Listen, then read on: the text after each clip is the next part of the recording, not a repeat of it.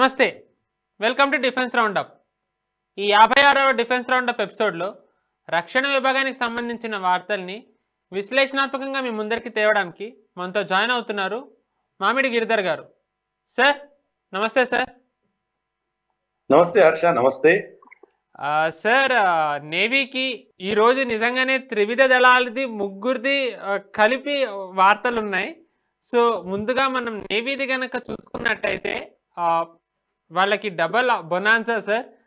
INS Himagiri, INS Udayagiri అనే 2 stealth guided ఫ్రిగేట్స్ని induct చేశారు.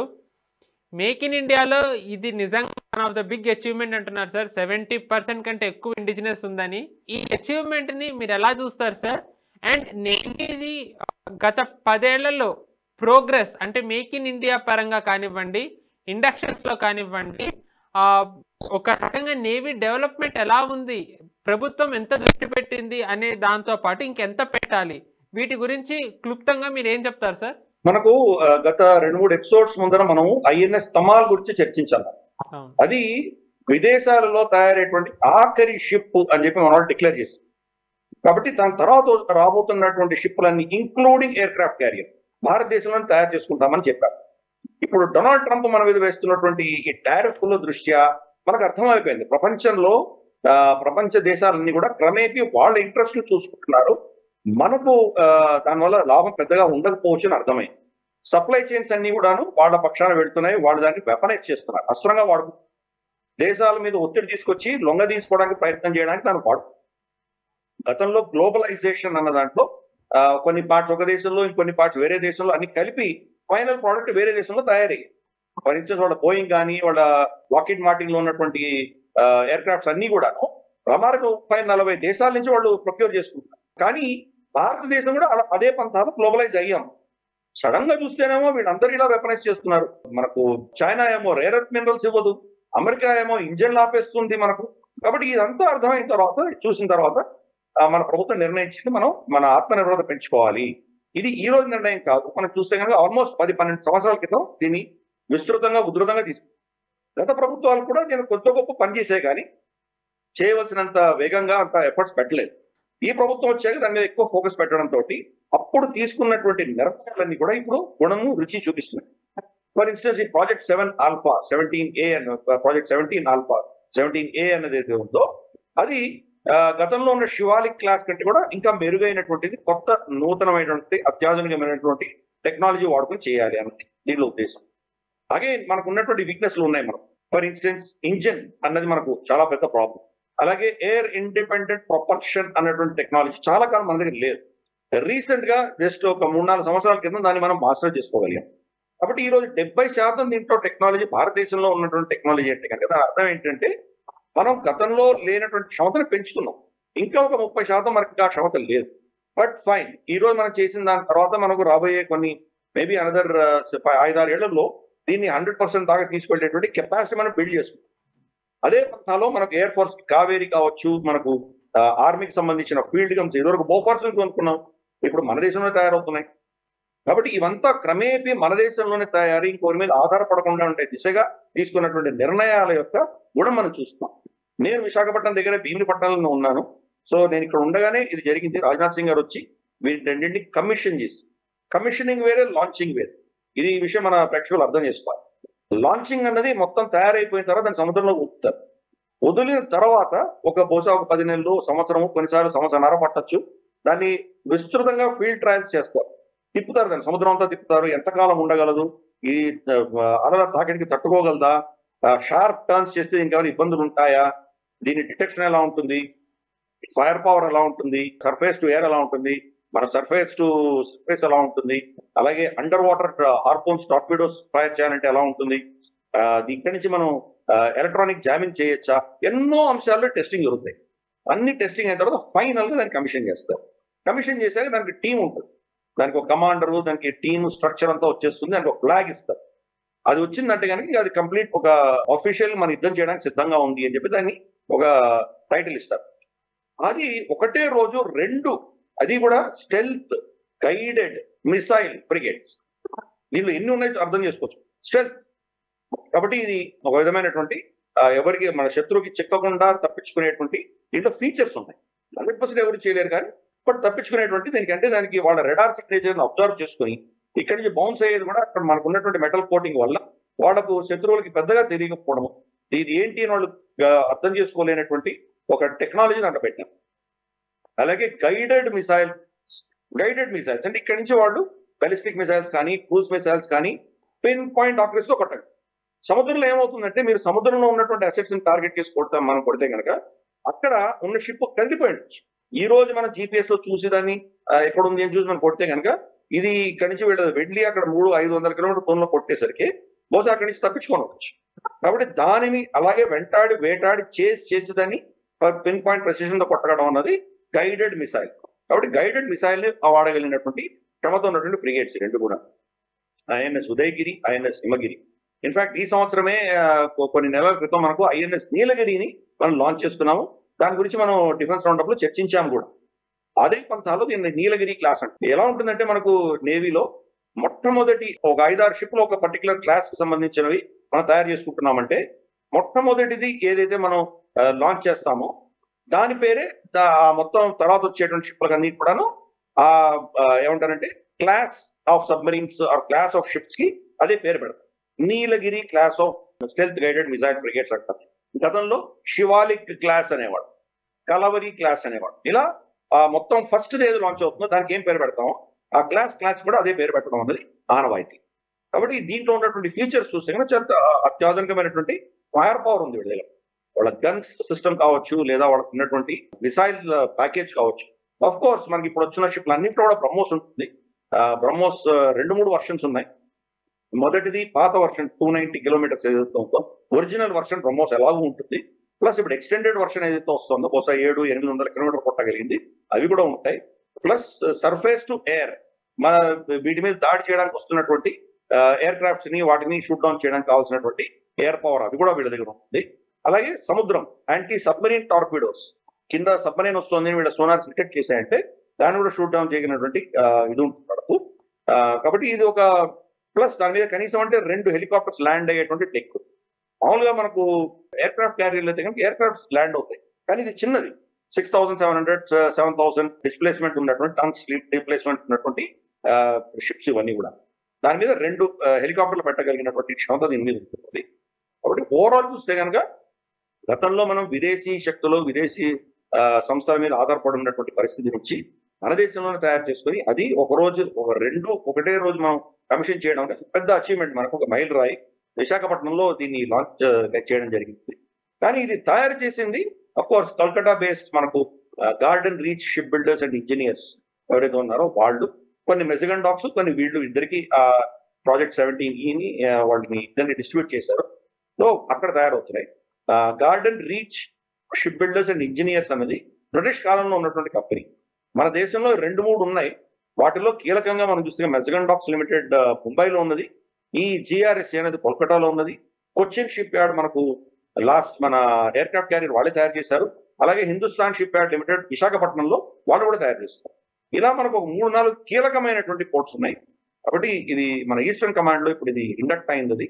చూద్దాం ఎలా దీన్ని రాబోయే రోజుల్లో ఇది ఏమేమి సేవలు చేస్తుందో మనం చూడాలి. కీలకంగా ఇందాక మనం అనుకున్నట్టు 75% ఇండిజినస్ కంటెంట్ అన్నది చాలా అద్భుతమైనటువంటి ఒక ఎకో సిస్టమ్ దీనిలో తయారవుతుంది.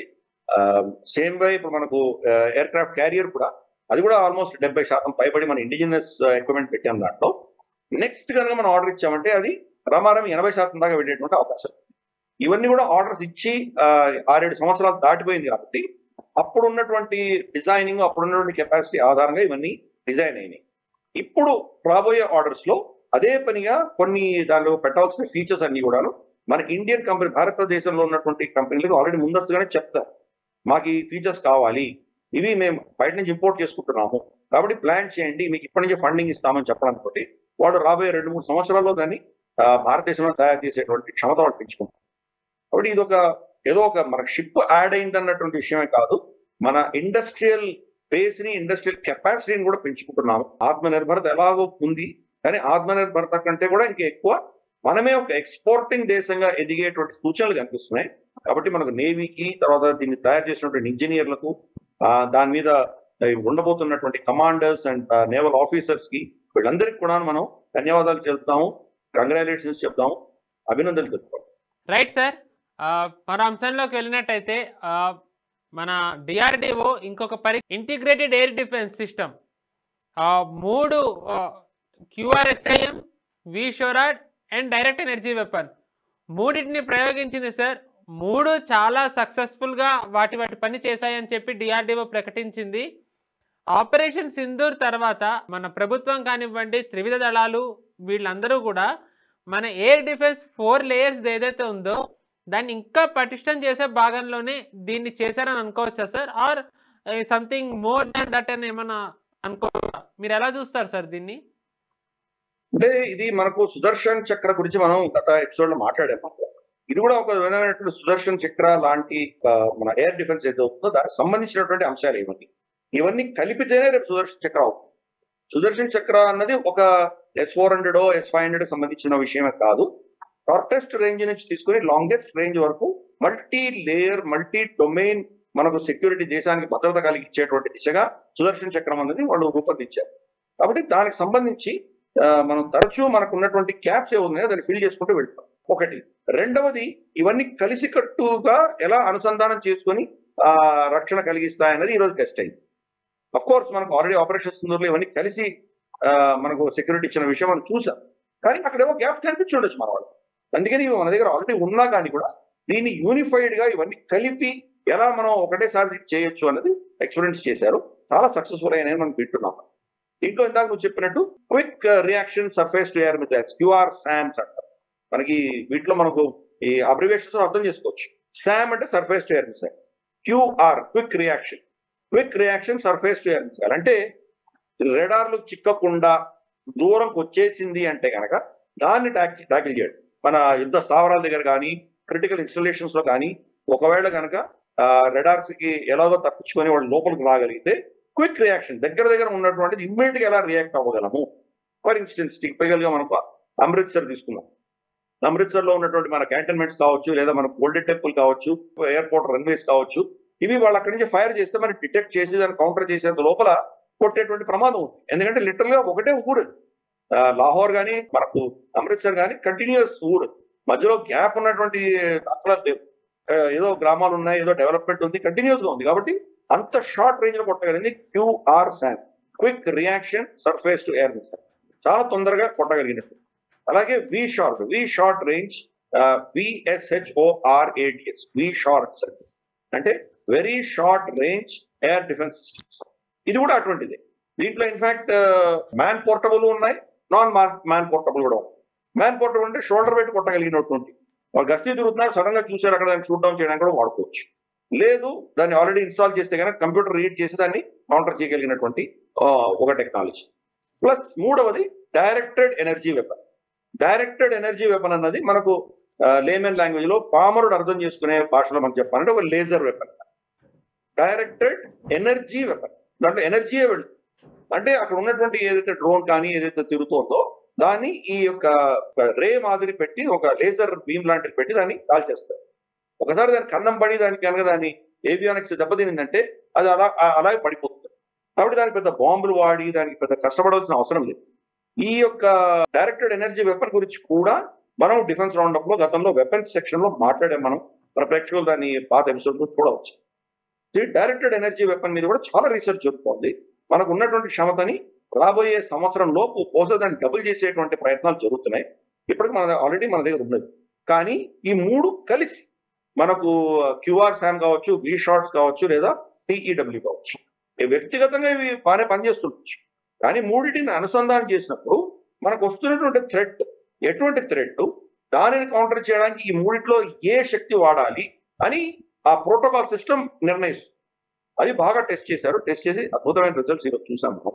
కాబట్టి ఈ యొక్క అర్జెంట్ గా మనం చూస్తే కనుక ఈ టెస్ట్లు ఎందుకు జరుగుతున్నాయి, దీని మీద ఎందుకు ఫోకస్ పెడుతున్నామంటే కనుక ఆపరేషన్ సింధూర్ లో మనం నేర్చుకున్నటువంటి పాఠాలు ఒకవేళ మళ్ళీ ఆపరేషన్ సింధూర్ కంటిన్యూ అయి రాబోయే కొన్ని రోజుల్లోనో, వారాల్లోనో, నెలల్లోనో మళ్ళీ ఆపరేషన్స్ అంటూ వస్తే కనుక ఈ క్యాప్స్ ని పూడ్చే దిశగా మన ప్రభుత్వ యంత్రాంగము, ఫోర్సెస్ వీళ్ళందరూ కూడాను ఈ టెస్టులు ఇవన్నీ చేసి ఆ గ్యాప్స్ ని ఫిల్ చేస్తుంది.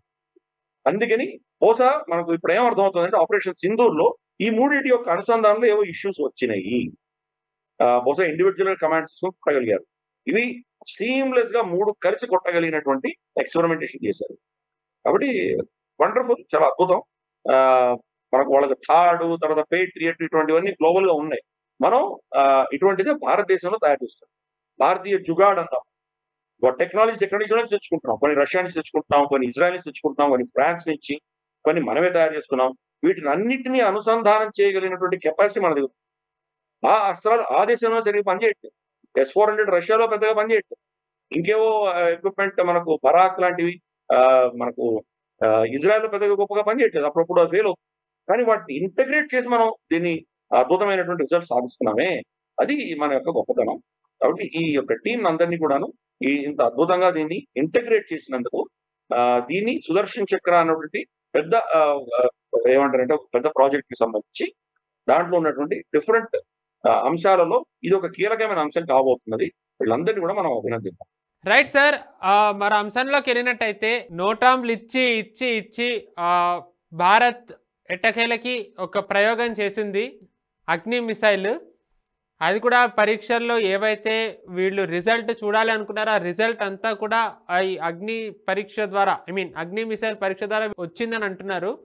సార్, ఈ పరీక్షతో పాటు ఒక చిన్న ఇంట్రెస్టింగ్ న్యూస్ కూడా ఇదే టైంలో ఒకటి వచ్చింది సార్. చాలామంది దీన్ని మోదీ గారు చైనా పర్యటనకి ముందర దానికి ఒక సందేశం అని అంటున్నారు. గతంలో కూడా మీరు ఒకసారి గ్లోబల్ రౌండ్ అప్లో చెప్పారు, జయశంకర్ గారు చైనా వెళ్ళే ముందరే భారత్ మయన్మార్లో సర్జికల్ స్ట్రైక్ చేసిందని. అలాంటిది సిమిలర్ అని అంటున్నారు సార్. కానీ ఎక్కువగా వార్తల్లో లేనిది ఒకటి ఏమొచ్చింది అంటే, మామూలుగా చైనా ఇలాంటి పరీక్షలు చేస్తూ ఉంటే దాని రీసెర్చ్ వెసిల్ పంపిస్తుంది. కానీ ఈసారి అమెరికా పంపింది, అది కూడా కొలంబోలో ఉంది. సో అంటే ఈ టైంలో మనకి బిగ్గెస్ట్ థ్రెట్ ఇప్పుడు ఎవరు సార్? చైనానా, యుఎస్ఆ? అలా ఎవ్వరు లేరు, అదైతే క్లారిటీ ఉంది. కానీ ఈ సమయంలో మనకి అతి పెద్ద ప్రమాదం ఎవరు? మన దేశానికి ప్రమాదం అన్ని యాంగిల్స్ నుంచి వస్తున్నాయి. వీరు వారు అని చెప్పడానికి లేదు. మనకి ఎవ్వరు మిత్రులు కాదు, ఎవరు శత్రువులు కాదు. ఎవరి పార్టీకి వాళ్ళ ఇంట్రెస్ట్లు కాపాడుకోవడానికి వాళ్ళు అన్ని చేస్తుంటారు. ఈరోజు వెనెజుయేలా మీదకి అమెరికన్ ఫ్లీట్ వెళ్తారు. అలాగే రేపటి రోజు డొనాల్డ్ ట్రంప్ పొద్దున్న నిద్రలేగానే మోదీ గారిని ఏదో దెబ్బ కొట్టాలి, అవమానించాలని నిర్ణయిస్తే బహుశా ఇక్కడ మన దేశంలో కూడా మనకు చుట్టుతున్న వాళ్ళ ఫ్లైట్లు కానీ వాళ్ళ షిప్లు కానీ వచ్చేటువంటి పరిస్థితులు రావచ్చు. ఎవరు ప్రిడిక్ట్ చేయలేదు. కాబట్టి ఎవరేమైనా కానీ కూడా మనము మన అడ్వర్సరీస్ కానీ వాళ్ళకు మెసేజ్ పంపించడమే కాదు, మాకు ఇంత శక్తి ఉంది అని ప్రపంచానికి చాటడం కూడా ఒక పర్టికులర్ యాంగిల్లో చూడాలి. ఫర్ ఇన్స్టెన్స్, మనకు నువ్వు ఇందాక చెప్పినట్లు అమెరికన్ షిప్ వచ్చి అక్కడ కొలంబోలో ఇవన్నీ కూడా వాచ్ చేస్తోందంటే కనుక ఈ యొక్క టెస్ట్ ని ఆపి ఉండొచ్చు. గతంలో మనకు చైనా వాళ్ళ షిప్లు వచ్చినప్పుడు మనం కొన్ని టెస్ట్లు ఆపేస్తాం. చైనా షిప్ వెళ్ళిపోయిన తర్వాత మనం దాన్ని టెస్ట్ చేసి, కానీ ఇప్పుడు మనం ఏంటంటే శత్రువులు వచ్చి చెక్ చేసినా కానీ కూడా పర్వాలేదు, మనం ఏం చేయాలో చేస్తాము అని చెప్పి మన కాన్ఫిడెన్స్ రావడంతో ఇప్పుడు చైనా వచ్చినా అమెరికా వచ్చినా ఎవరు వచ్చినా మన టెస్ట్ మనం చేస్తున్నాం. ఇంకొకటి ఏంటంటే ఆల్రెడీ అగ్ని-5 మనం టెస్ట్ చేసాము, ఇండక్ట్ కూడా చేసేసాం. Especially MIRV technology, multiple independently targetable reentry vehicle ఎదుగుతుందో, అంటే అంత పెద్ద పేరు ఉండొచ్చు కానీ దాంట్లో ఏంటంటే ఒక 10 దాకా న్యూక్లియర్ కానీ కన్వెన్షనల్ కానీ బాంబులు పెడతాం. ఈ రాకెట్ తీసుకువెళ్ళి ఒక స్పీడ్ వచ్చి అక్కడి నుంచి ఓపెన్ అయిందంటే ఈ 10 మిసైల్స్ కానీ దాని 10లో 10 ఏమంటారంటే దాని బాంబ్స్ కానీ 10 డిఫరెంట్ డైరెక్షన్స్ లో వెళ్ళి కొట్టాలి. సో అందుకని multiple independently targetable reentry vehicle, ఒకటి ముందరకి వెళ్ళొచ్చు, ఒకటి సైడ్కి వెళ్ళొచ్చు, ఒకటి వెనక్కి వెళ్ళొచ్చు, దాని ఇష్టం. అది మొత్తం ప్రోగ్రామ్ చేసి వీళ్ళు కొడతారు. కాబట్టి అటువంటి టెక్నాలజీ ఆల్రెడీ మనం దాన్ని డెమాన్స్ట్రేట్ చేసాము. ఇండక్షన్ కూడా అయిపోయింది. మళ్ళీ అగ్ని-5 ఎందుకు టెస్ట్ చేశారు? కాబట్టి ఇది ఆబ్వియస్లీ చైనాకు మెసేజ్ కాదు. ఎందుకంటే చైనా ఆల్రెడీ మనకు తెలుసు అగ్ని-5 పరిధిలో వాళ్ళ బీజింగ్ కూడా వచ్చేస్తుంది. మొత్తం చైనా మన అధీనంలో దీని యొక్క టార్గెట్ లో రాగలదు. కాబట్టి చైనాకు మెసేజ్ కాదు, డెఫినెట్ గా అమెరికాకే, అర్థం చేసుకో. రెండవది, దీన్ని అగ్ని-5 టెస్ట్ అని అన్నారు, కానీ అగ్ని-5 అగ్ని-6 మనకు తెలియదు. 4950 కిలోమీటర్స్ దాన్ని నోటం ఇచ్చారు. నోటం అంటే నోటీస్ టు ఎయిర్మెన్, అంటే ఆ సమయంలో మీరు అక్కడ ఫ్లైట్స్ ఏమి తీసుకెళ్ళకండి, మేము ఏదో టెస్ట్ చేస్తాం, మిజైల్స్ వస్తాయి కాబట్టి మీరు ఎయిర్ స్పేస్ ని మీరు అవాయిడ్ చేయండి అని ముందస్తుగా వార్నింగ్ ఇచ్చాం. తర్వాత ఈ 4950 కిలోమీటర్స్ వరకు నోటం ఇచ్చి మనం టెస్ట్ చేసిన తర్వాత దాంట్లో కూడా మనం చూస్తే ఆ నోటం ఇమేజ్ లో కూడా చూస్తే మధ్యలో గ్యాప్ ఉంటుంది. ఇక్కడి నుంచి ఇక్కడ దాకా వస్తుంటుంది, మధ్యలో గ్యాప్ ఉంటుంది, మళ్ళీ తర్వాత ముందర కూడా ఉంటుంది. అంటే బ్యాలిస్టిక్ ట్రాజెక్టరీ అర్థమవుతుంది. ఈ ఒక పర్టికులర్ కక్ష దాటి వెళ్ళిపోయిందంటే కింద మనకి ఎయిర్ క్రాఫ్ట్స్ వెళ్ళినా మనకి ఇబ్బంది లేదు, దాటి వెళ్ళి అక్కడ పడుతుంది. కాబట్టి ఆ మధ్యలో చిన్న గ్యాప్ మనం చూడొచ్చు, ఆ నోటం ఇమేజ్ కూడా చూడొచ్చు. కాబట్టి అది టెస్ట్ చేశారు. బహుశా 5000 కిలోమీటర్ల దాకా కొట్టగలిగిన క్షమత దీంట్లో ఉంది అని చెప్తున్నారు బయట. చైనీస్ ఇంటెలిజెన్స్, చైనీస్ వాళ్ళు ఆల్రెడీ హంబతోటలో వచ్చి కూర్చొని వాళ్ళు ఇవన్నీ రీడ్ చేసి వాళ్ళ సైడ్ డిఫెన్స్ ఎక్స్పర్ట్స్ ఇద్దరు ఏం చెప్తున్నారంటే దీని యొక్క నార్మల్ రేంజ్ 8000 కిలోమీటర్ దాకా కొట్టగలుగుతుంది, వీళ్ళు 5000 అని దాస్తున్నారు, వీళ్ళు 8000 కిలోమీటర్లు ఈజీగా కొట్టగలరు వీళ్ళు అని. మరి ఆల్రెడీ 8000 కిలోమీటర్ల దాకా కొట్టగలిగిన క్షమత మన దగ్గర ఉంటే ఇప్పుడు కూడా మళ్ళీ టెస్ట్ చేసి మళ్ళీ 5000 కిలోమీటర్లు చెప్పడం ఏంటి? మళ్ళీ ఇంకోసారి టెస్ట్ చేయాల్సిన ఆవశ్యకత ఎందుకు వచ్చింది? కాబట్టి బహుశా ప్రోటోకాల్స్ అన్ని చెక్ చేసుకుంటున్నాం, మనం ఇంటిగ్రేషన్స్ ఎలా అవుతాయో చెక్ చేస్తున్నాము, ఈ వెళ్తున్నటువంటి ఇండిపెండెంట్ బాంబ్స్ ని ఎలా కంట్రోల్ చేయాలో చెక్ చేస్తున్నాము. బహుశా నెక్స్ట్ వర్షన్ దాంట్లో మన నావిగేషన్ కానీ దానికి సంబంధించినటువంటి హార్నింగ్ ఇమేజరీ టెక్నాలజీస్ కానీ లేదా దాన్ని కంట్రోల్ చేయడానికి కావాల్సినటువంటి టెక్నాలజీస్ కానీ ఇంకేమో మనం ఇండిజినస్ చేసాం, దాన్ని ఒకసారి టెస్ట్ చేస్తాం. అది ఒక అంశం కావచ్చు. ఇంకా ఇందాక చెప్పినట్టు అగ్ని 6 అయి ఉండొచ్చు, మనకు తెలియదు, అఫీషియల్ గా వాళ్ళు దాన్ని డిక్లేర్ చేయలేదు. అగ్ని 5 అని చెప్తున్నారు కానీ అగ్ని 6 అయి ఉండొచ్చు. అగ్ని 6 అయితే కనుక దానికి రమారమి 7500 8000 కిలోమీటర్ అని అఫీషియల్ గా చెప్తుంది. బహుశా అన్అఫీషియలీ అది 10,000 కిలోమీటర్ దాకా వెళ్ళేటువంటి అవకాశాలు ఉన్నాయి. కాబట్టి ఏం టెస్ట్ చేశారని క్రమేపీ తెలుస్తుంది. ప్రస్తుతానికి ప్రభుత్వం మాత్రం అగ్ని 5 అనే చెప్తోంది, 5000 కిలోమీటర్లే చెప్తోంది. బహుశా అమెరికాకు తెలిసి ఉండొచ్చు, వాళ్ళు ఆల్రెడీ ఇక్కడ వచ్చి అబ్జర్వ్ చేశారు కాబట్టి దీని క్షమత ఏంటి, ఎంత దూరం వెళ్ళగలదు అనేది బహుశా వాళ్ళు ఆల్రెడీ వాళ్ళకి అర్థమైంది. మనం అమెరికా మీద దాడి చేయాలని మన ఉద్దేశం కాదు, అది ప్లానింగే కాదు, కానీ మనకు ఆప్షన్స్ ఉండాలి. మనకు సపోజ్ వాళ్ళు ఎక్కడో గువాం నుంచో లేకపోతే ఇంకెక్కడో దూరమైనటువంటి మనకు ఆఫ్రికన్ బేసెస్ నుంచో యూరోపియన్ బేసెస్ నుంచో మన మీద వాళ్ళు దాడి చేస్తే మనకు అంత దూరం వెళ్ళి కొట్టగలిగినటువంటి క్షమత మన దగ్గర ఉండాలి.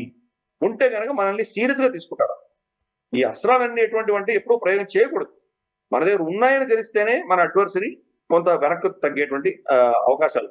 కాబట్టి ఆ దృష్ట్యా మనం ఇచ్చేసి కోర్స్ ఇది చైనాకు అమెరికాకు ఇద్దరికి కూడా మనం మెసేజ్ పంపిస్తున్నాము. ఇది మా దేశాన్ని మీరు కనుక ఏదో మనకు తప్పు చూపు కనుక మా దేశం మీద వేస్తే మా దగ్గర ఆప్షన్స్ ఉన్నాయి అని చెప్పడానికి చేసి ఇంత దానికి ఇందాక నువ్వు చెప్పినట్టు చాలా రోజులు దానికి నోటం ఇచ్చి ఫైనల్ గా టెస్ట్ చేసి ఇది చాలా మనం చూస్తే కనుక మా మోదీ గారు బెయిజింగ్ వెళ్ళేటువంటి టెన్జియాన్ వెళ్ళేటువంటి సమయానికి జస్ట్ కొద్ది రోజులు ముందర చేయడం, అలాగే డొనాల్డ్ ట్రంప్ యొక్క 50% టారిఫ్లు అమలు అయ్యేదానికి జస్ట్ 2-3 రోజులు ముందర చేయడం, ఇవన్నీ దేనికి సూచన ఇస్తున్నాయి, దేనికి సంకేతం ఇస్తున్నాయంటే మనం ఇద్దరికి కూడా చెప్తున్నాం, మేము మా శక్తిని పెంచుకుంటున్నాము, మాతో మీరు ఆటలు ఆడకండి అని వాళ్ళు ఇద్దరికి మెసేజ్ ఇస్తాం. సో అందుకని ఆ దృష్ట్యా బహుశా ఇప్పుడు మోదీ గారు అక్కడ మనకు టెన్జియాన్లో వెళ్ళి షీ జిన్పింగ్ ని తర్వాత వ్లాడిమిర్ పుటిన్ ని కలిస్తే కనుక ఆల్రెడీ ఎక్స్పెరిమెంట్ చేశారు కాబట్టి మనం చెప్పక్కర్లేదు, మా దగ్గర కెపాసిటీ చెప్పక్కర్లేదు, ఆల్రెడీ టెస్ట్ అయిపోయింది కాబట్టి వాళ్ళకు కూడా తెలుసు. కాబట్టి ఈసారి మోదీ గారితో మాట్లాడేటప్పుడు వాళ్ళ వాణి యొక్క టోన్ మారిపోతుంది. ఆబ్వియస్లీ మనతోటి మేమే చాలా గొప్పవాళ్ళం అన్నటువంటి ధోరణి వాళ్ళతో ఉండదు, దాన్ని తగ్గించిన తర్వాతే మాట్లాడదు. నువ్వు ఇందాక కోట్ చేసినట్టు గ్లోబల్ రౌండప్ లో దాని గురించి నేను ప్రస్తావించాను. మనకు మియాన్మార్ లో మన వాళ్ళు వెళ్ళి ఆపరేషన్స్ చేసి డ్రోన్స్ తో కొట్టి కొంతమంది చంపారు, దాంట్లో పిఎల్ఏ కూడా చనిపోయారు, కొంతమంది పిఎల్ఏ సైనికులు కూడా చనిపోయారని తెలుసు. ఆఫీషియల్ గా మనం క్లెయిమ్ చేయలేదు మనం కొట్టామని, కానీ అక్కడ ఉన్నటువంటి ఈ టెర్రరిస్ట్ ఆర్గనైజేషన్స్ అంతా కూడాను భారతదేశం నుంచే దాడి జరిగింది అని వాళ్ళు చెప్తున్నారు. ఇది అవ్వంగానే జయశంకర్ గారు, అజిత్ దోవల్ గారు, రాజ్నాథ్ సింగ్ గారు మనకు బెయిజింగ్ వెళ్ళొచ్చారు. కాబట్టి అక్కడ కూడా మెసేజింగ్ చాలా క్లియర్ గా ఉంది, మీరు మా దగ్గర వచ్చి పక్కలో బలమై ఉంటే మా మీద మీరు ఇటువంటి కుట్రలు చేస్తుంటే మేము ఊరుకొని ఉండము అని చెప్పి మెసేజ్ పంపించి తర్వాత మైత్రి కోసం వాణిజ్యం కోసం వాళ్ళతో మాట్లాడు. కాబట్టి వాడికి అప్పుడు అర్థమైంది, డోంట్ మెస్ విత్ భారత్, భారత్తో నువ్వు కనుక ఏదైనా పిచ్చి వేషాలు వేస్తే వీళ్ళ దగ్గర క్షమత ఉన్నది అని మెసేజ్ ఇవ్వడానికి చేస్తుంది. కాబట్టి ఇవన్నీ మెసేజింగ్ ఉంటుంది. ఆయన అక్కడికి వెళ్లేదానికి ముందర ఇది టెస్ట్ చేయడము, డొనాల్డ్ ట్రంప్ మన మీద ఇంకో అడిషనల్ 25% వేసే సమయానికి జస్ట్ అదే సమయంలో టెస్ట్ చేయడం, ఇవన్నీ కూడా సంకేతాలు పంపిస్తాయి. కాబట్టి మాతోటి మీరు ఆటలు ఆడుకోకండి, మమ్మల్ని లైట్ గా తీసుకోకండి, మేము చాలా సీరియస్ ప్లేయరు, మాకు ఇవ్వాల్సిన గౌరవం మీరు ఇవ్వండి అన్న మెసేజింగ్ మనకు ఈ అగ్ని 5 టెస్ట్ లో కనిపిస్తుంది. రైట్ సార్, మరో అంశంలోకి వెళ్ళినట్టయితే నిజంగానే మీలాగా కొన్ని సంవత్సరాలుగా డిఫెన్స్ న్యూస్ ఫాలో అవుతూ ఎక్స్పర్ట్స్కి నిజంగా అంటే క్లోజ్ కాంటాక్ట్లో ఉన్న వాళ్ళకి సజెషన్స్ ఇచ్చే వాళ్ళందరికీ కూడా మీ ఎఫర్ట్స్ నిజంగా ఫలించాయని అనుకోవాలి సార్. ఎట్టకేలకి ఆమ్కాకి ఒక ఇంజన్ రాబోతోంది సఫ్రాన్. ఇక్కడే జాయింట్ వెంచర్లో భారత్లోనే ఇంజన్స్ తయారు చేయబోతోంది సార్. ఇది నిజంగా పెద్ద వార్తే. కానీ ఒక పక్కన మనం జీఈతో మాట్లాడుతూనే సఫ్రాన్ది ఈ ఒప్పందం చేసుకోవడం, అది కూడా భారత్లో జాయింట్ వెంచర్, ఇవి రెండు అమెరికా ఒప్పుకోదు. ఇది ఏమన్నా దీంట్లో ఒక స్ట్రాటజీ ఉందా? మామూలేనా? ట్రంప్కి ఏమన్నా ఇస్తున్న మెసేజా? లేకపోతే కనుక ఇంక అమెరికాతో కష్టం, ఇలాంటి పెద్ద పెద్ద రక్షణ ఒప్పందాలు అనే ఒకటి కన్క్లూషన్కి భారత్ వచ్చిందా? ఏమనుకోవాలి సార్? నిజంగా ఈ యొక్క డీల్ ఏదైతే మనం ప్రభుత్వం అనౌన్స్ చేసిందో సఫ్రాన్ తోటి గేమ్ చేంజింగ్ డెసిషన్ కింద మనం భావించాలి, ఒక మైలురాయి కింద భావించాలి. మనం జీఈకి ఒక $1 బిలియన్ ఆర్డర్ ఇవ్వబోతున్నాం రాబోయే నెలలో. సెప్టెంబర్లో 404 ఇంజిన్స్ కి సంబంధించి ఆర్డర్ ఇవ్వబోతున్నాం. రమారమి 180 ఎయిర్ క్రాఫ్ట్స్ ప్రభుత్వం ఆర్డర్ ఇస్తోంది. కాబట్టి దానికంటే ఎక్కువ మనకి ఇంజిన్స్ ఉండాలి. రమారమి 210 ఇంజిన్స్ మనం ఆర్డర్ ఇస్తున్నాం, జీఈ దగ్గర నుంచి ఆర్డర్ ఇస్తున్నాం. కానీ 404 గురించి మాట్లాడుతున్నాం, 414 గురించి మాట్లాడుతున్నాం.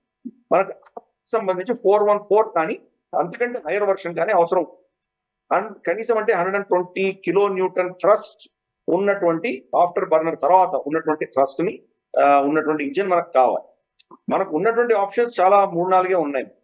ఒకటి బ్రిటన్ కి సంబంధించినటువంటి రోల్స్ రాయ్స్ ఉన్నది, ఫ్రాన్స్ కి సంబంధించినటువంటి సఫ్రాన్ ఉన్నది, అమెరికాలో ఉన్నటువంటి జీఈ ఇంజిన్ ఉంది, అలాగే మనకు రష్యాకి సంబంధించిన 1-2 ఇంజిన్స్. సరే, ఇవన్నీ కాపీ కొట్టారు చైనీస్, మన చైనీస్ దగ్గర ఎలాగో తీసుకోవాలి కాబట్టి దాన్ని మర్చిపోదాం. సో ఓవరాల్ గా ప్రపంచంలో ఉన్నట్టు ఈ 3-4 ఉంది. సోవియట్ యూనియన్ లో ఉన్న టెక్నాలజీని రష్యా కూడా అలాగే కంటిన్యూ చేస్తుంది కాబట్టి రష్యాలో ఉన్న టెక్నాలజీ కొంత అంత పెద్ద గొప్ప అంటే దానికి మోస్ట్ మోడర్న్ లేటెస్ట్ గా వాళ్ళ దగ్గర లేదు. సఫ్రాన్ ఏం చేసిందంటే చాలా కాలంగా భారతదేశంతో ఏదో విధంగా మైత్రి పెట్టుకోవాలన్న దిశగా వాళ్ళు వాళ్ళు ఏం చేశారంటే, మేము భారతదేశంలో ప్రొడ్యూస్ చేస్తాం కానీ మీకు అక్కర్లేకపోతే ఇక్కడి నుంచి మేము వేరే దేశాలకు ఎక్స్పోర్ట్ చేసుకుంటాం, కానీ మీ దేశంలో ప్రొడ్యూస్ చేస్తాం అన్నట్టు చాలా కాలంగా చెప్తుంది. ఇప్పుడు అంత ఇంట్రెస్ట్ చూపించారు మన మీద, అంత డెడికేటెడ్ గా ఉన్నారు కాబట్టి ఆమ్కా అంటే advanced multi combat aircraft అంటే ఇప్పుడు ఉన్నటువంటి MK1A తర్వాత MK2 ఈ 2 వర్షన్స్ అయిన తర్వాత రాబోతున్నటువంటి ఆమ్కా, దానికి సంబంధించిన ఇంజిన్ ఇందాక నేను చెప్పినట్టు 120 కిలో న్యూటన్ థ్రస్ట్ ఉన్నటువంటి ఇంజిన్ ని కో డెవలప్ చేద్దాము, మేము ఇద్దరు కలిసి భారతదేశంలో తయారు చేద్దాము. అంతేకాదు దాని టెక్నాలజీ IP అంటారు కదా, ఇంటెలెక్చువల్ ప్రాపర్టీ, దాని డిజైన్స్ దాని టెక్నాలజీ అంతా కూడా భారతదేశంలోనే ఉంటుంది, ఫ్రాన్స్ తీసుకువెళ్ళాము అంటే వాళ్ళే తీసుకువెళ్తారు, లాభాలు తీసుకువెళ్తారు. ఇక్కడ జాయింట్ వెంచర్ కాబట్టి ఇది అమ్మితే వచ్చేటువంటి లాభాలు బహుశా ఒరిజినల్ సఫ్రాన్ కంపెనీకి వెళ్తాయి. అంతవరకు వాళ్ళు ఒప్పుకున్నారు.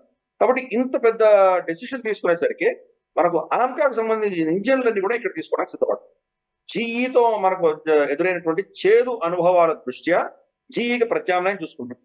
పైపెచ్చు ఈ నిర్ణయం కూడా ఎప్పుడు జరిగిందంటే, డొనాల్డ్ ట్రంప్ మన మీద అదనంగా 25% టారిఫ్ వేసి మనల్ని పీడిస్తున్న తర్వాత మనం నిర్ణయించుకున్నాం ఇంకా జీఈ దగ్గర వెళ్ళక్కర్లేదు, జీఈని మనం ముట్టక్కర్లేదు, మనం సఫ్రాన్తో వెళ్ళిపోదామని చెప్పి నిర్ణయించుకున్నాం.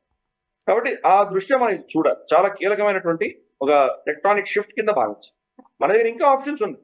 For instance Su-57 Russia offer ఇస్తాం, దాంట్లో ఉన్న ఇంజిన్ టెక్నాలజీ కూడా మనకు ట్రాన్స్ఫర్ ఆఫ్ పవర్ ద్వారా కంప్లీట్ ఇచ్చేస్తాం మీకే, మీరే దాన్ని ఏమైనా చేసుకోండి, దాన్ని జుగాడు ఏం చేయదలుచుకుంటే చేయండి, అది ఫ్రీ హ్యాండ్ ఇచ్చారు. కాబట్టి అది కూడా కోసం మనకు పైప్ లైన్ లో ఉంది. కానీ ఇప్పుడు ప్రస్తుతానికి ఇది చేస్తున్నాం. దీంట్లో ఒక కీలకమైనది ఏంటంటే సఫ్రాన్ దగ్గర నుంచి ఇంకొన్ని ఇంజిన్స్ మనం MK1A MK2 కూడా మనం కొనబోతున్నాం. ఆ ఇంజిన్స్ ని దాన్ని ఎలా ఈ 120 కిలో న్యూటన్ ని ఇప్పుడున్న ఫ్రేమ్ లో వాళ్ళు ఎమర్చాలన్నది ఇది చాలా ఇంజనీరింగ్ మార్వల్. ఇంజనీరింగ్ లో చాలా ఛాలెంజింగ్ ఆస్పెక్ట్ ఇది. నార్మల్ గా మనకి ఎయిర్ క్రాఫ్ట్స్ అని ఎలా తయారవుతాయి అంటే ముందర ఇంజన్ నిర్ణయిస్తాం, ఫలానా ఇంజన్ దీనిలో పెట్టబోతున్నాము అంటారు. కాబట్టి ఆ ఇంజన్ ఆధారంగా డిజైనింగ్ అంతా జరుగుతుంది. దాని ఏరోడైనమిక్స్ కానీ, దానికి కావాల్సిన వింగ్స్ సంబంధించిన ఇష్యూస్ కానీ, దానికి ఉన్నటువంటి వెయిట్ బ్యాలెన్సింగ్, ఎందుకంటే దానికి సెంటర్ ఆఫ్ గ్రావిటీ పర్ఫెక్ట్ గా ఉండాలి. ఏ తేడాలు వచ్చినా కానీ అది టిల్టే పడిపోయేటువంటి అవకాశాలు, యాక్సిడెంట్ అయ్యేటువంటి అవకాశాలు ఉంది. ఇవన్నీ మేనేజ్ చేసుకుంటూ డిజైనింగ్ ఏదైతే జరుగుతుందో అదన్నీ కూడా ఒక ఇంజన్ ఆధారంగా జరుగుతుంది. ముందర ఇంజన్ డిసైడ్ చేస్తారు, దాని తర్వాత మిగతా ఫ్రేమ్ అంతా కూడా డిసైడ్ చేస్తారు. కానీ దీంట్లో రివర్స్ అవుతుంది. ఆల్రెడీ మన దగ్గర ఫ్రేమ్స్ ఉన్నాయి, MK1A కావచ్చు, MK2 కావచ్చు, ఈ ఫ్రేమ్స్ అన్ని ఉన్నాయి. ఈ ఫ్రేమ్స్ ఉండగా ప్లస్ ఆమ్కా వస్తుంది. ఆల్రెడీ మన దగ్గర అప్రూవ్డ్ డిజైన్స్ లోనే ఈ ఇంజిన్ ఎలా పెట్టాలి అని రివర్స్ యాంగిల్లో వెళ్తున్నారు. కాబట్టి ఇది చాలా చాలా చాలా ఛాలెంజింగ్. ఒక ఇంజిన్ ఆధారంగా మీరు ఎయిర్ క్రాఫ్ట్ తయారు చేయడమే చాలా కష్టం, చాలా కాలం పడుతుంది. అటువంటిది ఎయిర్ క్రాఫ్ట్ ఫ్రేమ్ ఆధారంగా ఇంజిన్ తయారు చేయడం ఇంకా చాలా కష్టం. అది సఫరాను. కాబట్టి మనకు విధమైనటువంటి అమెరికాకు ఒక సాలిడ్ స్ట్రాంగ్ మెసేజ్ పంపిస్తాం.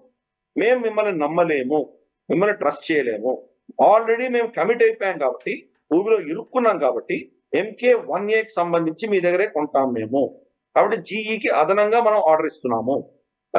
రమారమి మనం 220 వరకు మనం ఆర్డర్స్ ఇవ్వబోతున్నాం. మనకి ఆ చర్చలు జరుగుతున్నాయి. నెక్స్ట్ మంత్ అనౌన్స్ కూడా అవుతుంది. కానీ ఇందాక నేను చెప్పినట్టు ఇంకా ఫర్దర్ ఇంతకంటే తర్వాత వచ్చేటువంటి వాటిలో అమెరికాతో రిస్క్ తీసుకోదలుచుకోలేదు. దానికి ఏకైక కారణం డొనాల్డ్ ట్రంప్ యొక్క ఈ పిచ్చి టారిఫ్లు, మన మీద బెదిరింపులు, వీటి వల్లనే రిలయబుల్ పార్ట్నర్ కాదు అని నిర్ణయించుకొని అక్కడి నుంచి వెళ్ళిపోయారు. ఫ్రాన్స్ కి ఏంటంటే కనుక ఈవెన్ వెస్టర్న్ ప్రపంచంలో కూడా మనకు అమెరికా తోటి, తర్వాత మనకు UK తోటి, ఆస్ట్రేలియా, వీళ్ళందరూ కూడా ఆకస్ పెట్టుకొని బాగా సతాయించారు. సరే, ఇట్స్ అనదర్ మ్యాటర్. ఈరోజు అమెరికా ఆకస్ ని కంప్లీట్ గా చంపేసి మేము మీకు ఆ న్యూక్లియర్ టెక్నాలజీ ఇవ్వము అని చెప్పి ఆస్ట్రేలియాకి చెప్పారు. ఇప్పుడు ఆస్ట్రేలియాకి అక్కలేక మింగలేక నా గర్కాన ఘాట్ అంటారు కదా, ఆ పరిస్థితి ఈరోజు ఆస్ట్రేలియా. వీళ్ళ దగ్గర సబ్మెరీన్స్ కొందామని చెప్పి ఫ్రాన్స్ తో అగ్రిమెంట్ పెట్టుకుని అగ్రిమెంట్ క్యాన్సిల్ చేసి ఆకస్ లోకి వెళ్ళి న్యూక్లియర్ సబ్మెరీన్స్ కొందామని తయారు చేద్దామని ప్రయత్నం చేస్తే అది బిడిచిపోతుంది. కాబట్టి ఫ్రాన్స్ అటువంటి తప్పిదాలు చేయదలుచుకుంది. ఈ ఫ్రాన్స్ ఇప్పుడే కమిట్ అవుతోంది. ఆ టెక్నాలజీ మొత్తం కూడా మనకి ప్రొడక్ట్స్ సిద్ధపడుతున్నారు. కాబట్టి ఈ ఓవరాల్ గా చూస్తే కనుక మనకు చాలా విన్ విన్ సిచ్యుయేషన్ ఫ్రాన్స్ కి, భారతదేశానికి. రాబోయే రోజుల్లో మరి ప్లాంట్ సెటప్, దాని యొక్క టెస్టింగ్ ఇవన్నీ ఎలా జరుగుతాయి, భారతదేశం నుంచి టాలెంట్ ఎలా వస్తుంది, ఇక్కడ మనకు ఉన్నటువంటి ఈకో సిస్టమ్ ఎలా డెవలప్ అవుతుంది, ఇవన్నీ మనం చూడబోతున్నాం. కాబట్టి ఎనీవే మనకు ఇప్పుడు కనీసం డొనాల్డ్ ట్రంప్ మనల్ని ఏదో విధంగా పీడించేటువంటి ఒక ఆప్షన్ అమెరికా నుంచి మనం తీసేసాం.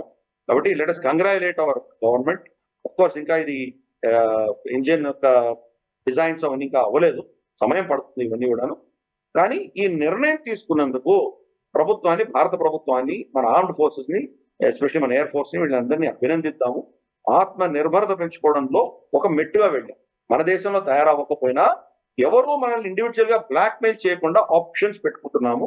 ప్లస్ దీనికి కో డెవలప్ చేస్తున్నాం, భారతదేశంలో డెవలప్ చేస్తున్నాం. ఆ టెక్నాలజీ IP మన దగ్గర ఉంటుంది. కాబట్టి మనం ఆత్మనిర్భరత దృష్టిగా మనం వెళ్ళేటువంటి ప్రయాణంలో ఒక కీలకమైనటువంటి మైలురాయిగా మనం భావించాం. Right sir. ఈ వారం బ్రేవ్ హార్ట్లో పారాట్రూపర్ ఛత్రపాల్ సింగ్ గారి గురించి తెలుసుకోబోతున్నాం. సార్, మామూలుగా బ్రేవ్ హార్ట్లో మీరు రకరకాలుగా చాలామంది బ్రేవ్ హార్ట్స్ గురించి చెప్పారు సార్ నేషనలిస్ట్ ప్రేక్షకులకి. పారాఎస్ఎఫ్ అనేది నిజంగా లాస్ట్ మూమెంట్, అంటే ఇంకా ఇప్పుడు మీరు చెప్పబోయేది అలా నిజానికి ఆల్మోస్ట్ అన్ని రకాల ఫోర్సెస్ వచ్చిన తర్వాత లాస్ట్కి దిగారు పారాఎస్ఎఫ్ వాళ్ళు. అలాంటి వాళ్ళు నిజంగా ఎంత ట్రైన్డ్ ఉండాలి. ఈయన ఎలా పోరాడారో పారాఎస్ఎఫ్ దానికి ఈయన పోరాటం ఒక ఉదాహరణ అనుకోవచ్చా సార్?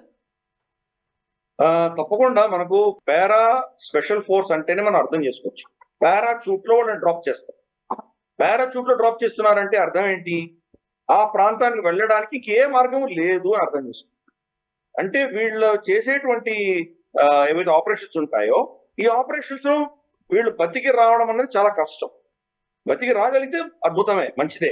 కానీ బతికి రాకపోయినా కానీ కూడా ఆపరేషన్ సక్సెస్ చేయాలి అన్నటువంటి దృష్ట్యా దీన్ని ఒక లాస్ట్ పావు కింద వాడేటువంటి ఒక పరిస్థితి. ఎందుకంటే పారాచూట్ లో డ్రాప్ చేస్తున్నాము అంటే కనుక వాళ్ళని మళ్ళీ అక్కడి నుంచి ఎక్స్ట్రిగేట్ చేయడానికి మనకు బహుశా అక్కడ కంటామినేటెడ్ జోన్ ఉండొచ్చు, టెర్రరిస్ట్ కానీ ఇతరత్ర శత్రువులు ఉండొచ్చు అక్కడ. కాబట్టి వాళ్ళు ఒకసారి వదిలేమంటే కనుక దేవర్ ఆన్ దేర్ ఓన్ అంటారు కదా, వాళ్ళు చూసుకోవాలి. మనకు ఇక్కడ జమ్మూ కాశ్మీర్ లో అఫ్కోర్స్ ఈయన జుంజునులో పుట్టారు. జుంజునులో పుట్టి ఈయన 1997లో పుట్టారు. ఆయన 2015లో, అంటే ఆల్మోస్ట్ చిన్న వయసులోనే ఈయన దీంట్లో మన సైన్యంలో చేరారు. ఈయనను మనకు 4 పారా స్పెషల్ ఫోర్సెస్ రెజిమెంట్ లో ఈయన్ని నియమించడం జరిగింది.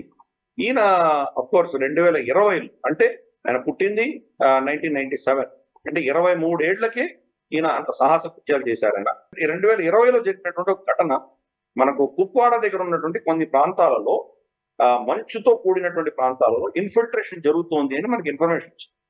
డ్రోన్స్ ద్వారా చెక్ చేసుకున్నారు. కరెక్టే వీళ్ళు వచ్చారు అని చెప్పి వాళ్ళకి ఇన్ఫర్మేషన్ వచ్చింది.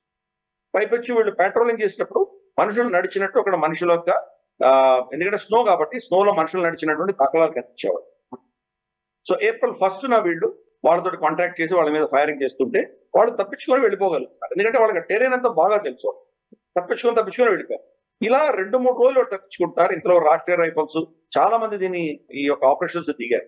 అయినా వాళ్ళు దొరకట్లేదు, వాళ్ళు తప్పించుకొని తిరుగుతున్నారు ఉన్నారు. అప్పుడప్పుడు రోజుకు ఒకసారి 2 సార్లు అక్కడి నుంచి వీళ్ళు వాళ్ళని స్పాట్ చేయగానే ఫైరింగ్ చేస్తున్నారు, కానీ వాళ్ళు తప్పించుకొని మళ్ళీ వెళ్ళిపోతారు. ఫైనల్ గా ఈ పారా ట్రూపులు దింపారు.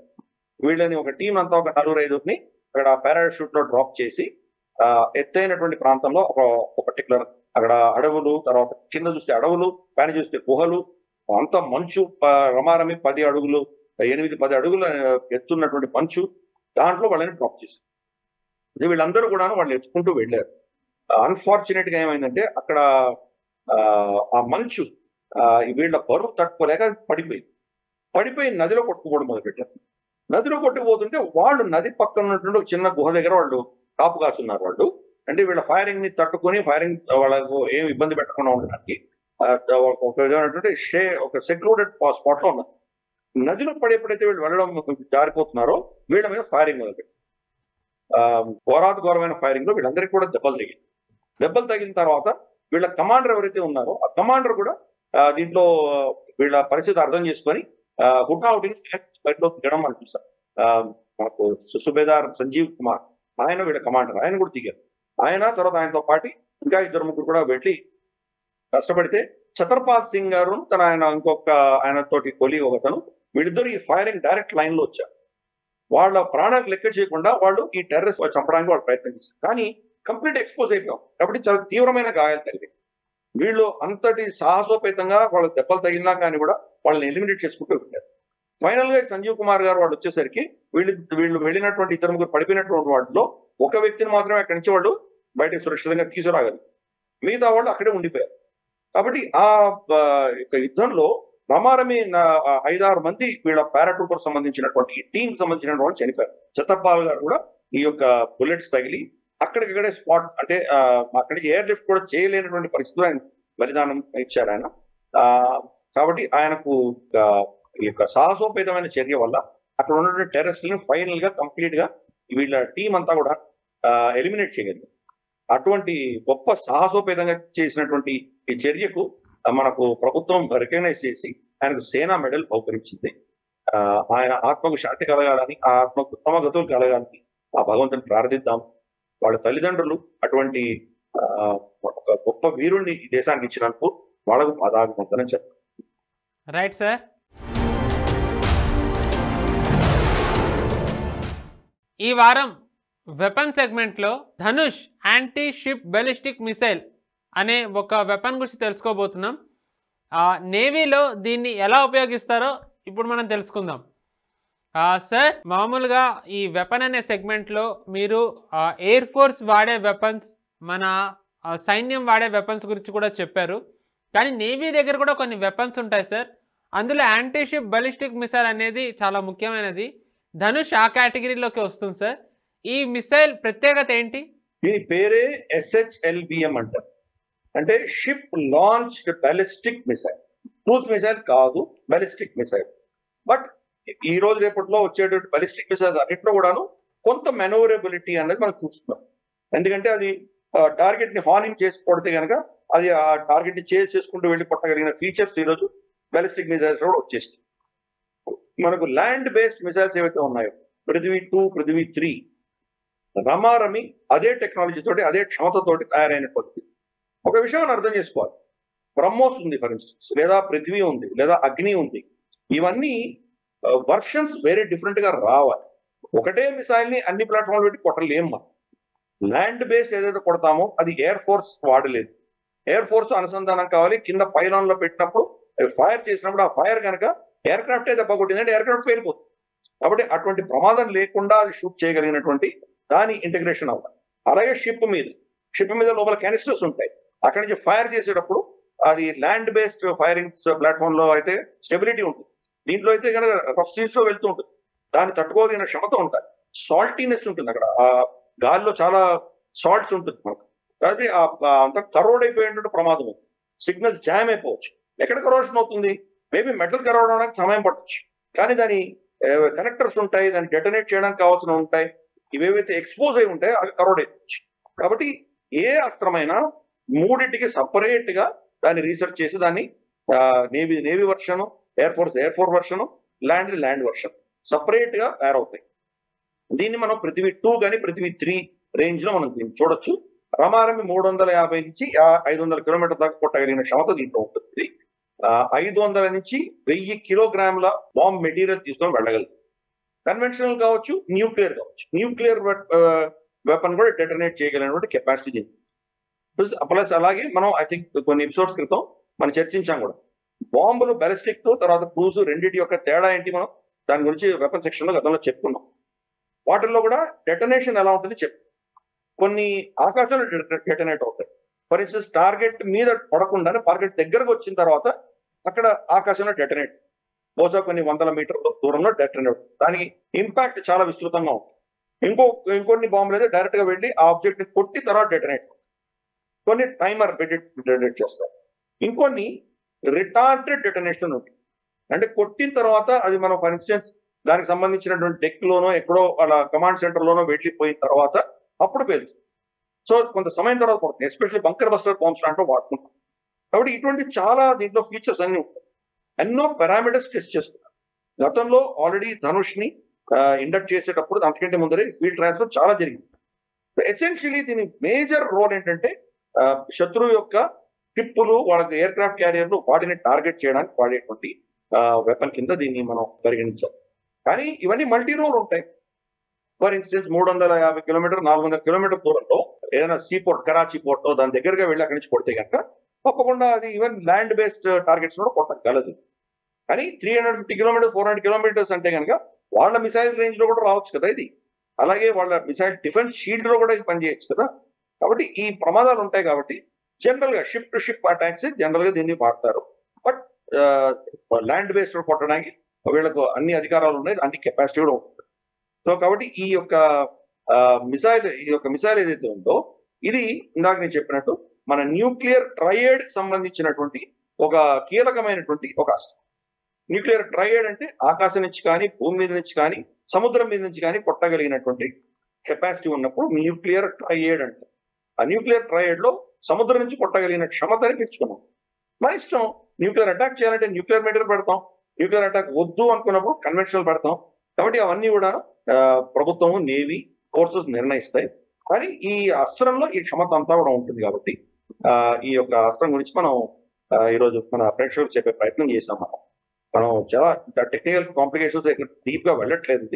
ఇది ఒక విధమైనటువంటి short to medium range missile కింద మనం భావించింది. అందుకనే ఆ యొక్క డెఫినేషన్ చూస్తేనే, దాని షార్ట్ ఫామ్ చూస్తేనే మనం అర్థం చేసుకోవచ్చు. SHLBM, L ship launch ballistic missile. Of course దీంట్లో బహుశా రాబోయే రోజుల్లో ఇంకా దీనికి లీథాలిటీ పెంచి, స్పీడ్ పెంచి దీన్ని సూపర్ సానిక్ లెవెల్లో తీసుకెళ్లేటువంటి ప్రయత్నాలు జరుగుతాయి. ఎందుకంటే ఈ వర్షన్స్ ఇక్కడ ఆగవు, కాన్స్టెంట్ డెవలప్మెంట్స్ అవుతూనే ఉంటాయి. ఎప్పుడో డెవలప్ చేసాం పెట్టుకున్నాం ఇంకా అదే క్యారీ ఆన్ చేస్తామంటే అయ్యేటువంటి పని కాదు. అది అప్గ్రేడ్స్ వస్తాయి, దాని వర్షన్స్ కూడా వస్తుంటాయి. కాబట్టి ఈ వెపన్ అనేది మనకు నేవల్ డిఫెన్సెస్ లో చాలా కీలకమైనటువంటి. Right sir. ఈ వారం కంపెనీ సెగ్మెంట్లో హిందుస్థాన్ షిప్ యార్డ్ లిమిటెడ్ అనే ఒక ప్రభుత్వ సంస్థ గురించి తెలుసుకోబోతున్నాం.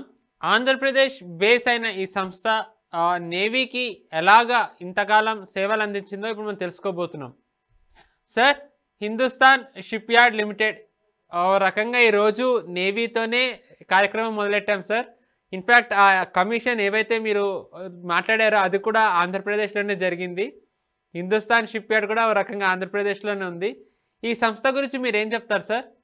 ఇది ఒక మనకు విశాఖపట్నం బేస్డ్ షిప్ యార్డ్. ఇది హిందుస్థాన్ షిప్ యార్డ్ లిమిటెడ్. గతంలో దీని పేరు సింధియా షిప్ యార్డ్ అని. వాల్చంద్ హీరాచంద్ అని చెప్పేసి ఆయన సింధియా కుటుంబానికి చెందినటువంటి వ్యక్తి. వాళ్ళు ఇన్వెస్ట్ చేసినటువంటి ప్రాజెక్ట్ 1940లో వీళ్ళు ఇన్వెస్ట్ చేశారు. అంటే అప్పుడు కూడా మన దేశంలో ఆత్మనిర్భరత పెంచుకోవాలి అని చెప్పి మనకు టాటాస్ అప్పుడే, అంటే సమయంలో అంటే ఒక 10-20 సంవత్సరాలు అంతకంటే ముందర వాళ్ళు రావడం, అలాగే ప్రతి రంగంలో మనం వెళ్ళాలి అన్న ఉద్దేశంతో సింధియాస్, వాల్చంద్ గ్రూప్స్, తర్వాత మనకి ఎదురత్త కేడియా, తర్వాత మనకు బిర్లా, చాలా గ్రూప్స్ అన్ని కూడా అప్పుడు ఇండస్ట్రీస్ పెట్టడం మొదలుపెట్టాయి ప్రైవేట్ రంగ సంస్థలు. సో అదే ఇక్కడ మనకు విశాఖపట్నంలో కూడా వాళ్ళు ల్యాండ్ అడిగితే ల్యాండ్ వచ్చిన తర్వాత వాళ్ళు షిప్ యార్డ్ పెట్టారు. వాళ్ళు దీన్ని డాక్టర్ రాజేంద్ర ప్రసాద్ గారు 1941లో దీన్ని ఇనాగ్రేట్ చేశారు. అంటే ఆయన అప్పుడు కాంగ్రెస్ ప్రెసిడెంట్ గా ఉండేవారు కాబట్టి ఆయన చేతుల మీదుగా దీని ఇనాగ్రేషన్ జరిగింది. జవహర్లాల్ నెహ్రూ గారు కూడా దీని యొక్క ఫస్ట్ షిప్ ఇక్కడ నుంచే లాంచ్ అయినది జల ఉషా అన్నది. దాన్ని లాంచ్ చేసినప్పుడు జవహర్లాల్ నెహ్రూ గారు వచ్చారు 1948.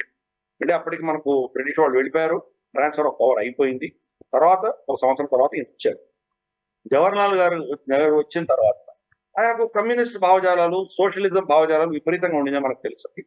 కాబట్టి ఆయన దీన్ని ఎక్కువ కాలం ప్రైవేట్ రంగ సంస్థలో తలుచుకోకుండా ఆయన దీన్ని 1961లో దీన్ని నేషనలైజ్ చేసి ప్రభుత్వ రంగ సంస్థ కింద దాన్ని తీసేసుకున్నారు.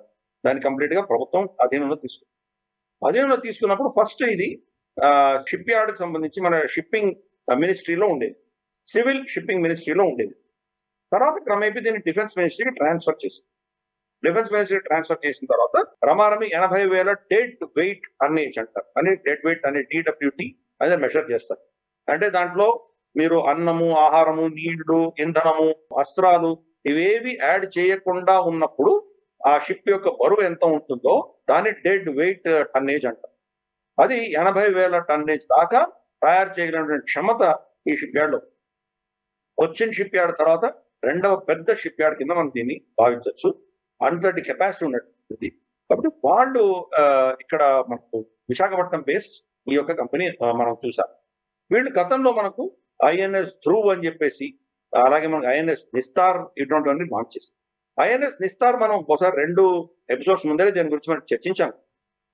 డైవింగ్ సపోర్ట్ వెసల్, మనకు అక్కడ లోపలికి వెళ్ళి ఏమైనా రెస్క్యూ ఆపరేషన్స్ చేయాలంటే, సబ్మరీన్స్ ఏమైనా దెబ్బలు తగిలి ఏమైనా డ్యామేజ్ ఉంటే దాన్ని రెస్క్యూ చేయడానికి వెళ్ళడం, లేదా అది కూలిపోయిందంటే అక్కడి నుంచి మన సేలర్స్ ని బయటకు తీసుకురావడానికి వాడడం, దేనికో వీటన్నిటికీ వాడగలిగినటువంటి INS నిస్తార్ ఇది కూడా ఇక్కడ ఈ యొక్క షిప్ యార్డ్లోనే వాళ్ళు తయారు చేశారు. కాబట్టి ఇటువంటి కెపాసిటీ మన దగ్గర ఉన్నది. రాబోయే రోజుల్లో గతంలో ఏంటంటే మన దగ్గర బడ్జెట్ లేదని చెప్పేసి నేవీకి ఇచ్చేవాళ్ళమే కాదు, ఇది కూడా మనం డిఫెన్స్ లో ఉన్నప్పుడు చర్చించాం. మోస్ట్లీ ఆర్మీకి వెళ్తుంది. ఇప్పుడిప్పుడే క్రమేపీ నేవీకి కానీ ఎయిర్ ఫోర్స్ కానీ ఫోకస్ అనేది షిఫ్ట్ అవుతుంది. కాబట్టి క్రమేపీ వీళ్ళకి ఆర్డర్ బుక్ పెరుగుతోంది. కాబట్టి వీళ్ళు ప్రొడక్షన్ కూడా పెంచుకుంటున్నారు. ఇటువంటి ప్రభుత్వ రంగ సంస్థలు గతంలో కుంటుపడినటువంటి సంస్థలు కూడా క్రమేపీ లాభాల్లోకి వస్తుంది. ఇది ఎన్నో సంవత్సరాలుగా నష్టాల్లో ఉన్నది, క్రమేపీ ఇప్పుడు లాభాల్లోకి వస్తున్నది. మనం దేశవ్యాప్తంగా రమారమి 90 షిప్పులు మనం మన దేశంలో తయారు చేస్తున్నాం. అఫ్ కోర్స్ చైనాతో కంపేర్ చేస్తే మనం చాలా వెనకబడి ఉన్నాం. కానీ గత 5-6 ఏళ్లుగా పుంజుకుంటున్నాం. అప్పుడు తీసుకున్న నిర్ణయాలు, అప్పుడు ఇచ్చిన ఆర్డర్స్ రాబోయే సంవత్సరం 2-3 సంవత్సరాలు 5 సంవత్సరాల్లో చాలా బయటకు వస్తాయి. ఈ 90 షిప్లు కూడా బయటకు వస్తాయి. ఇంట్లో ప్రభుత్వం ఆల్రెడీ బడ్జెట్స్ తయారు చేస్తోంది ఇంకా వేరే వాటికి తీసుకురావడానికి. దాంట్లో హిందుస్థాన్ షిప్ యార్డ్ లిమిటెడ్ కూడా చాలా ఆర్డర్స్ వచ్చేటువంటి సూచనలు ఉన్నాయి. 1922లో వీళ్ళు హైయెస్ట్ 600 పైబడి కోట్ల టర్నోవర్ వీళ్ళు చేయగలిగారు. మళ్ళీ కొద్దిగా తగ్గింది 2-3 సంవత్సరాలు. కోసం మళ్ళీ ఫ్రెష్ ఆర్డర్స్ వస్తే కనుక మళ్ళీ వాళ్ళు 1000 కోట్లు దాటేటువంటి క్షమత ఆ కంపెనీలో ఉన్నది. డిఫెన్స్ రంగ ప్రొడక్షన్ సంబంధించి, నేవీకి సంబంధించిన ప్రొడక్షన్ లో ఇది ఒక కీలకమైన పాత్ర పోషించింది. రైట్ సార్, ఎప్పట్లానే ఎంతో విలువైన సమాచారం నేషనల్ ప్రేక్షకులకు ఇచ్చారు. Thank you very much sir. నమస్తే. చూసారు కదా, ఇది ఇవాళ డిఫెన్స్ రౌండప్. ఇవాళ డిఫెన్స్ రౌండప్ ఎలా అనిపించిందో కామెంట్స్ రూపంలో మాకు తెలియజేయండి. అలాగే నేషనల్ స్టాఫ్ ఛానల్ని సబ్స్క్రైబ్ చేసుకోండి, వీడియోస్ని లైక్ చేయండి, 10 మందికి షేర్ చేయండి. వచ్చే వారం మరో డిఫెన్స్ రౌండప్ ఎపిసోడ్తో మళ్ళీ కలుసుకుందాం. నమస్తే. ఈ వీడియో మీకు నచ్చినట్టయితే లైక్ చేయండి, 10 మందికి షేర్ చేయండి. అలాగే కామెంట్ల రూపంలో మీ అభిప్రాయాలను మాతో పంచుకోండి. Nationalist hub group of channels ను సబ్స్క్రైబ్ చేసుకుని తెలుగునాట జాతీయవాద జర్నలిజాన్ని ప్రోత్సహించండి. ఈ వీడియో కింద ఉన్న బెల్ ఐకాన్ పై క్లిక్ చేయడం మర్చిపోవద్దు.